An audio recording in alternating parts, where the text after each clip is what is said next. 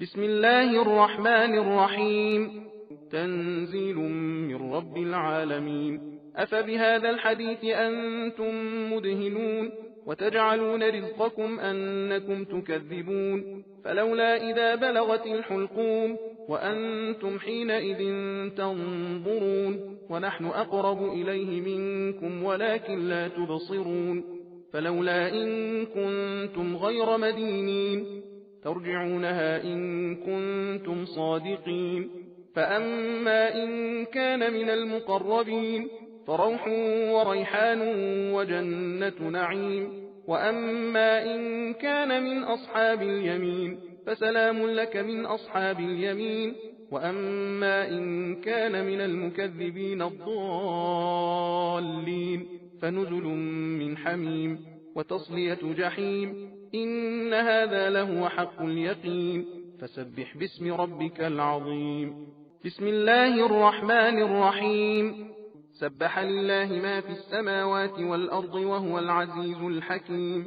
له ملك السماوات والأرض يحيي ويميت وهو على كل شيء قدير. هو الأول والآخر والظاهر والباطن وهو بكل شيء عليم. هو الذي خلق السماوات والأرض في 6 أيام ثم استوى على العرش يعلم ما يلج في الأرض وما يخرج منها وما ينزل من السماء وما يعرج فيها وهو معكم أينما كنتم والله بما تعملون بصير. له ملك السماوات والأرض وإلى الله ترجع الأمور. يولج الليل في النهار ويولج النهار في الليل وهو عليم بذات الصدور. آمنوا بالله ورسوله وأنفقوا مما جعلكم مستخلفين فيه فالذين آمنوا منكم وأنفقوا لهم أجر كبير. وما لكم لا تؤمنون بالله والرسول يدعوكم لتؤمنوا بربكم وقد أخذ ميثاقكم إن كنتم مؤمنين. هو الذي ينزل على عبده آيات بينات ليخرجكم من الظلمات إلى النور وإن الله بكم لرؤوف رحيم.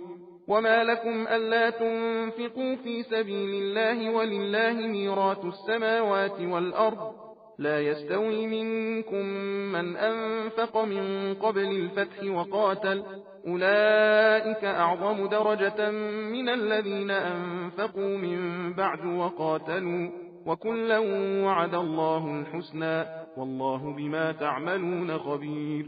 من ذا الذي يقرض الله قرضا حسنا فيضاعفه له وله أجر كريم. يوم ترى المؤمنين والمؤمنات يسعى نورهم بين أيديهم وبأيمانهم بشراكم اليوم جنات تجري من تحتها الأنهار خالدين فيها ذلك هو الفوز العظيم. सारे जहान के परवरदिगार की तरफ से मोहम्मद सल्लल्लाहु अलैहि वसल्लम पर नाजिल हुआ है। तो क्या तुम लोग इस कलाम से इनकार करते हो और तुमने अपनी रोजी ये करार दे ली है कि उसको झुठलाते हो? तो क्या जब जान गले तक आ पहुँचती है और तुम उस वक्त की हालत पड़े देखा करते हो और हम उस मरने वाले से तुमसे भी ज्यादा नजदीक होते हैं लेकिन तुमको दिखाई नहीं देता? तो अगर तुम किसी के दबाव में नहीं हो तो अगर अपने दावे में तुम सच्चे हो तो रूह को फेर क्यों नहीं देते? बस अगर वो मरने वाला खुदा के मुकर्रबीन से है तो उसके लिए आराम व आसाइश है और खुशबूदार फूल और नेमत के बाग। और अगर वो दाहिने हाथ वालों में से है तो उससे कहा जाएगा कि तुम पर दाहिने हाथ वालों की तरफ से सलाम हो। और अगर झुठलाने वाले गुमराहों में से है तो उसकी मेहमानी खौलता हुआ पानी है और जहन्नम में दाखिल कर देना। बेशक ये खबर यकीनन सही है। तो आए रसूल सल्लल्लाहु अलैहि वसल्लम तुम अपने बुजुर्ग परवरदिगार की तस्बीह करो। खुदा के नाम से शुरू करता हूँ जो बड़ा मेहरबान निहायत रहम वाला है। जो चीज सारे आसमानों जमीन में है सब खुदा की तस्बीह करती है और वही गालिब हिकमत वाला है। सारे आसमानों जमीन की बादशाही उसी की है। वही जिलाता है, वही मारता है और वही हर चीज पर कादिर है। वही सबसे पहले और सबसे आखिर है और अपनी कुदरतों से सब पर जाहिर और निगाहों से पोशीदा।